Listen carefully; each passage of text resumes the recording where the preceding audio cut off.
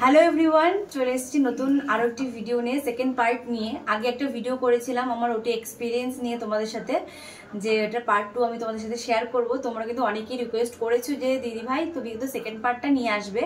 আমার একটু টাইম লেগে গেল তোমাদের সাথে এই ভিডিওটা শেয়ার করার জন্য, কারণ এখন ছোট একটা বাচ্চা আছে, তোমরা বুঝতেই পারছো। তো চলো ভিডিওটা শুরু করা যাক।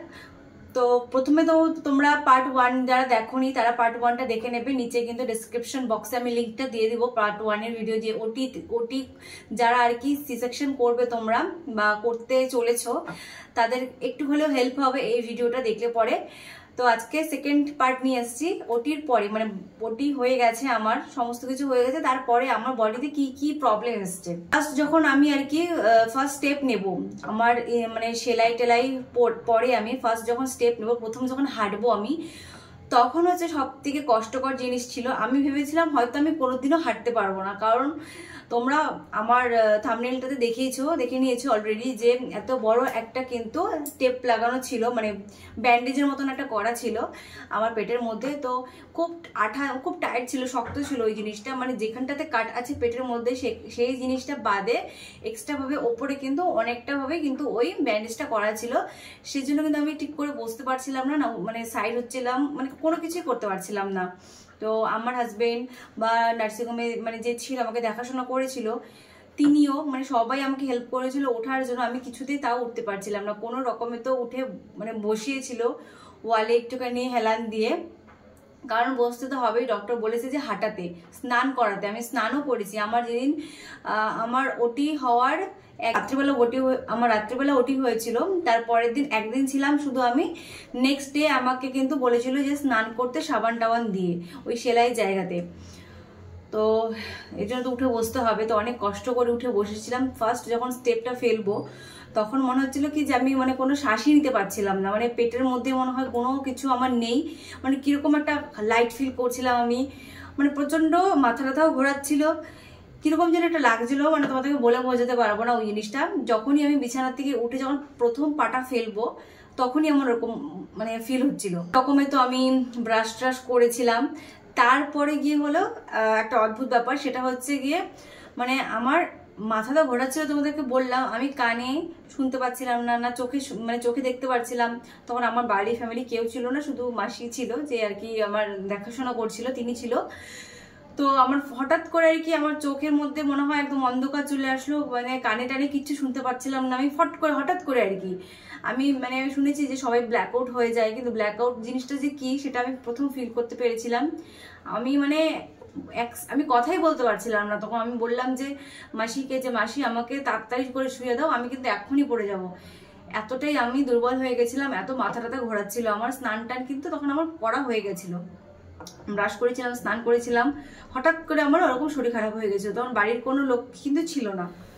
তো তারপরে কিন্তু যেই শুয়েছিলাম সেই আবার ঠিক হয়ে গেছিলাম। পরে ডক্টর আসলো, ডক্টর আমাকে চেক করলো, প্রেশার টেশার সমস্ত কিছু চেক করলো, একটু লো হয়ে গেছিল। তো যেদিন আমাকে তো ভাত খেতে দেয়নি সত্যি কথা বলতে, মানে আমাকে দিয়েছিল চা, বিস্কিট, মুড়ি, রসগোল্লা, এই সমস্ত জিনিস খেতে দিয়েছিল একদিন, মানে যেদিন আর কি ওটি হয়েছিল তার পরের দিন সন্ধ্যেবেলা থেকে দিয়েছিল। তো ডক্টর আসলো, তারপরের দিনে ঘটনার কথা বলছি আমি।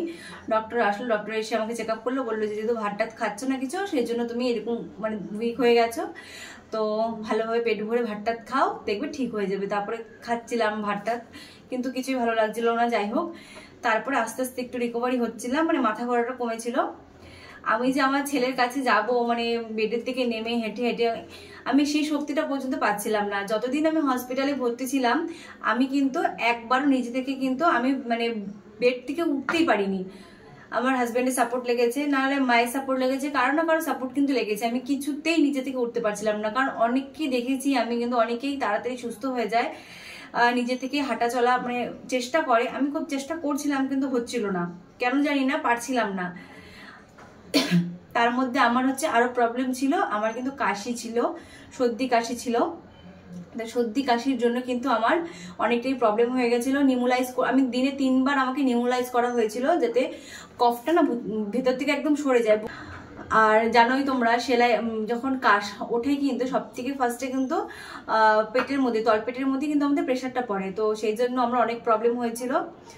হসপিটাল পর্যন্ত তো এই কাশিটা ঠিক ছিল, ওরা যেহেতু ছিল ট্রিটমেন্টে ছিলাম, আমার কোনো প্রবলেম হলে ওদেরকে বলতে পারতাম, আমি আমাকে নিমোলাইজ করাতো, মানে ওখানে ভালো ছিলাম আমি।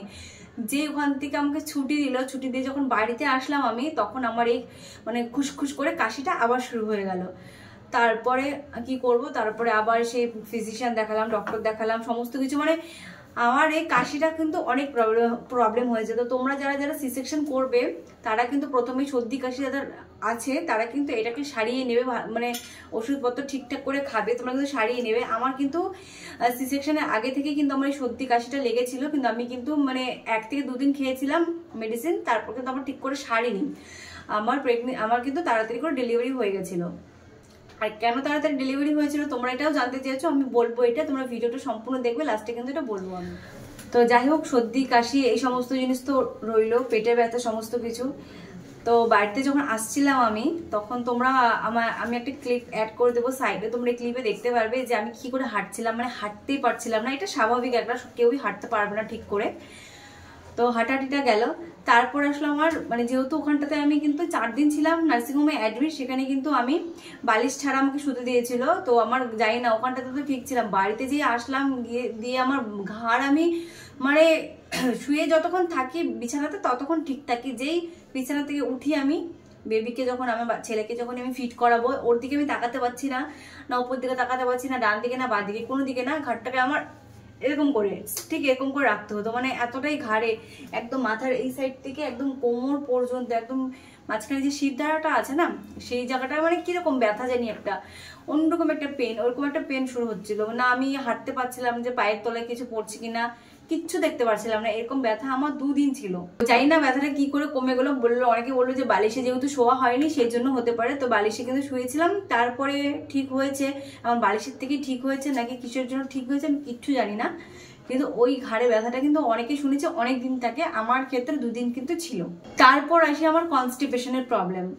এত পরিমাণে কনস্টিপেশন হয়েছে আমার, যখন মেডিসিন চলছিল, মানে ডেলিভারি পরে তো কিছু মেডিসিন দিয়ে দেয় ডক্টররা, অ্যান্টিবায়োটিক থাকে, কিছু হেলথ সাপ্লিমেন্ট থাকে, সমস্ত মেডিসিন যখন শেষ হয়ে গেছিল তখন শুরু হলো আমার কনস্টিপেশন। এত পরিমাণে কনস্টিপেশন হচ্ছিল, আমি মানে পটি করতে যেতেই পারছিলাম না, মানে এতটাই ব্লিডিং হচ্ছিল আমার, মানে তোমরা ভাবতে পারবে না কি পরিমাণে ব্লিডিং হয়ে গেছিল। মোটামুটি 8 থেকে 10 দিন এরকম ব্লিডিং হওয়ার পরে কোনোভাবেই আমার পটি কিন্তু ঠিকঠাক হচ্ছিল না, যতই ভালো কিছু খাচ্ছিলাম না কেন। তারপর ডক্টরকে দেখিয়ে মেডিসিন এনে আমাকে ঠিক হতে হয়েছে। তো এরকম কার কার হয়েছে কমেন্ট সেকশনে একটু জানাবে আমাকে। ইভেন আমার এখনো একটু কনস্টিপেশনের প্রবলেম আছে, চাই না ডেলিভারির পরে এটা হয় কিনা, আমার কিন্তু আগে কিন্তু এই সমস্যাটা ছিল না। তারপরে আরও যেটা প্রবলেম হয়েছে সেটা হচ্ছে ডেলিভারির পরের দিকেই ধরতে গেলে, কারণ যেহেতু আমি আমার ছেলেকে ব্রেস্ট ফিড করাই, ডাক্তার বলেছে শুধু ব্রেস্ট ফিডই করাতে, আমি কিন্তু কোনো রকমের কোনো ফর্মুলা মিল্ক কিন্তু আমার বাচ্চাকে খাওয়াই না, আমি কিন্তু শুধুমাত্র ব্রেস্ট ফিডই করাই। তো সেই জন্য কিন্তু যে নিপেলসগুলো আছে হ্যাঁ ব্রেস্টের, ওইগুলো এতটা পরিমাণে আমার ব্যথা হয়েছে, ব্যথা বলতে ভুল হবে, আমার কিন্তু 2টো নিপেলই কিন্তু একদম পুরো ফেটে গেছে। ফেটে যাওয়া বলতে যে নিপেলের চারিদিকে না পুরো একদম ছিঁড়ে গেছে। তো ওই জিনিসটা কিন্তু তোমাদেরকে বলবো, তোমরা যারা যারা নতুন মা হতে চলেছো বা নতুন মা হয়েছো, তোমাদেরকে আমি একটা সাজেস্ট করবো, তোমরা বেবিকে কি করে ফিট করাবে, কারণ এই জিনিসটা আমাকে শিখিয়ে দেওয়া হয়নি শুরু থেকেই, যার কারণে কিন্তু আমার খুব প্রবলেম হয়েছে। তো তোমাদেরকে আমি বলছি, তোমরা যখন বেবিকে না ফিট করাবে, তোমরা যে ব্রেস্টের যে কালো অংশটা যে আছে অ্যারিওলা যেটা বলি আমরা, সেই জিনিসটাকে কিন্তু মুখে দেওয়ার চেষ্টা করবে, কারণ বাচ্চা যদি ওটা পাম্প করে তাহলে কিন্তু মানে ব্রেস্টও আসবে, ওটা যদি পাম্প করে তাহলে মিল্ক আসবে আর তার পেটটাও ভরবে, আর তোমারও কিন্তু কোনো পেইন হবে না। আর যদি নিপেলটা শুধু যদি তোমার বাচ্চাকে তোমরা ফিট করাও নিপেলটা মুখে দিয়ে, তাহলে কিন্তু প্রচুর পেইন হবে, মানে তুমি ভাবতে পারো না এতটা পেইন হবে। তো আমি তো কি বলবো, এদিকে ছেলে কাঁদছে আমার, এদিকে আমি খাওয়াতে পারছি না, এদিকে ব্রেস্টে মিল্ক আছে কিন্তু কিছু খাওয়াতে পারছি না, মানে এরকম প্রবলেম আমার অনেকদিন ফেস করতে হয়েছে, মোটামুটি 1 মাসের মতো। এই জিনিসগুলো খুবই পার্সোনাল প্রবলেম, যেগুলো শেয়ার করার মতন না, কিন্তু তোমাদের সাথে শেয়ার করছি, কারণ তোমাদেরকে আমি সমস্ত কিছুই শেয়ার করে থাকি, যে কি করলে কি হয় না হয়, আমি আমার যা আছে সমস্ত কিছু কিন্তু শেয়ার করে থাকি। তো এই জিনিসটা তোমাদের সাথে শেয়ার করলাম। আর আমার তাড়াতাড়ি ডেলিভারি হওয়ার কারণ হচ্ছে ডক্টর বলেছিল যদি বাচ্চা 2 ঘন্টার মধ্যে 8 থেকে 10 বার যদি নড়াচড়া না করে তাহলে কিন্তু হসপিটালে অ্যাডমিট হয়ে যেতে, কারণ আমার কিন্তু ডেলিভারি ডেটটা খুবই কাছাকাছি ছিল। আর যেহেতু 18 দিন, হ্যাঁ 17-18 দিন বাকি ছিল আমার, আমি হঠাৎ করে সারাদিন ওকে ফিল করতে পেরেছিলাম, কিন্তু হঠাৎ করে সন্ধ্যাবেলার দিকে 1 ঘন্টা হয়ে গেছে, বাট ও নড়াচড়ে কিছুই বুঝতে পারছিলাম না। আমি মানে শুচ্ছিলাম, মানে ডান দিক বা দিক ঘুরে, চারিদিক ঘুরে শুচ্ছিলাম, সোজা হয়ে শুচ্ছিলাম, হাঁটা চলা করলাম, বসলাম, বাট জল খেলাম, কোনোভাবেই ওকে কিচ্ছু মানে হালকা হলেও আমি কিছু ফিল করতে পারছিলাম না। তারপরে আমি আমার হাজবেন্ডকে বলি, ও সঙ্গে সঙ্গে কিন্তু আমাকে একদম নার্সিংহোমে নিয়ে যায়। 1 মিনিটও আমরা ওয়েট করি না। আমি নাইটি পরেই চলে গেছি, তোমরা বিশ্বাস করবে না, নাইটি পরেই চলে গেছি। আমি কোনো রকমের কোনো এই জন্যই ভিডিও করতে পারিনি, কারণ ওইরকম মুডেই ছিলাম না। যদি আমি সুস্থ থাকতাম তাহলে কিন্তু আমি ভিডিও করতাম, হসপিটাল ব্যাগ প্যাক করা, তোমাদেরকে ভিডিও করতাম, কিন্তু ওরকম কিছুই টাইম পাইনি আমি। সত্যি আমি সেটা নাইটি পরে চলে গেছিলাম। তো ওই টাইমটাতে আমার মনের মধ্যে কি চলছিল শুধুমাত্র আমরাই জানি। এতটাই নার্ভাস ছিলাম, কারণ ওকে কিছুই ফিল করতে পারছিলাম না আমরা। তারপরে তো হসপিটালে গেলাম, তারপর ওখানটাতে সমস্ত কিছু চেক হলো। তারপরে কিন্তু আমার ঈশান আমার কোলে চলে এসছে। তোমাদের আশীর্বাদে সবকিছুই ভালোভাবে আছে, এখনো ও ভালো আছে, সুস্থ আছে।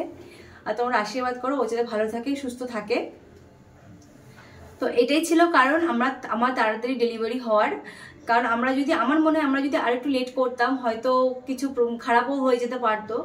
আমরা কিন্তু খুব ইমার্জেন্সি তাড়াতাড়ি কিন্তু ভর্তি হয়ে গেছি। তোমরা যদি তোমাদের বেবিকে মানে ফিল করতে না পারো প্রেগনেন্সির লাস্ট স্টেজে এসে, তোমরা কিন্তু তৎক্ষণাৎ কিন্তু হসপিটালে বা নার্সিংহোমে অ্যাডমিট হয়ে যাবে। তোমাদের ডক্টরকে একটু ফোন করে নেবে। অনেক সময় ডক্টর কিন্তু অ্যাভেলেবেল থাকে না, বাট তোমরা কিন্তু অ্যাডমিট হয়ে যেতে পারো। তো আজকের ভিডিওটা এইটুকুই ছিল। আশা করছি ভিডিওটা ভালো লাগবে তোমাদের। তো দেখা হচ্ছে পরের ভিডিওতে। সবাই ভালো থেকো, সবাই সুস্থ থেকো, টাটা।